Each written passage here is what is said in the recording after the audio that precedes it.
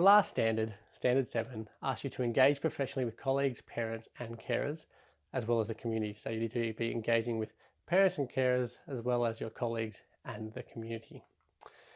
Number 1, meet codes of ethics and conduct established by regulatory authorities, systems, and schools. So basically, it's all about following your school's systems and policies and abiding by legislations and codes of conducts and maintaining student privacy of information, being honest and respectful. All those kinds of things are what comes into this standard. Are you doing that in the way that you practice, or are you sharing information that you should not be sharing with people who don't need to know?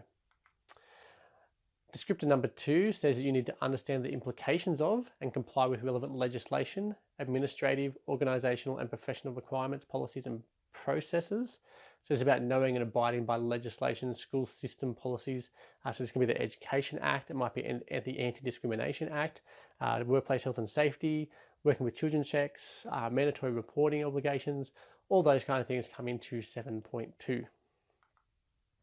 The third descriptor asks you to establish and maintain respectful, collaborative relationships with parents, carers regarding their children's learning and well-being. So this is about making sure you are being respectful with parents and carers and helping them to engage and help their students learn. So communicating with parents and carers, being proactive and respectful, not just sending stuff home when the kid gets in trouble, but actually sending home some positive information, helping parents just be up to date in terms of where we were at and how the student is progressing. You don't have to wait until reports and parent-teacher interviews to communicate that to the parents.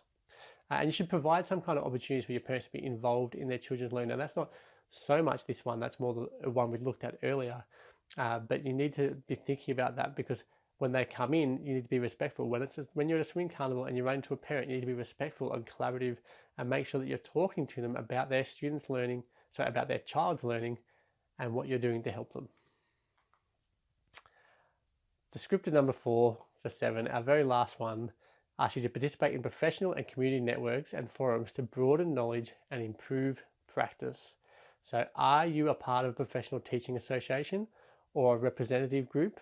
So one of the things I'm hoping to achieve with this course and with this site is actually to create a whole community hub where you can be part of it to engage in what's going on. But you should be engaged in your content areas teachers association or in some kind of group that can lobby the government for you, or that can provide feedback to NESA on particular aspects that need further developing for your content area. But this can also include Facebook groups, Twitter chats or blogs, and you need to participate in them, not just be a member. You need to actually be contributing, sharing resources, giving and gathering advice, presenting at conferences, or when you're attending them, making sure that you're active and engaged in them and not just a passive person sitting at the back.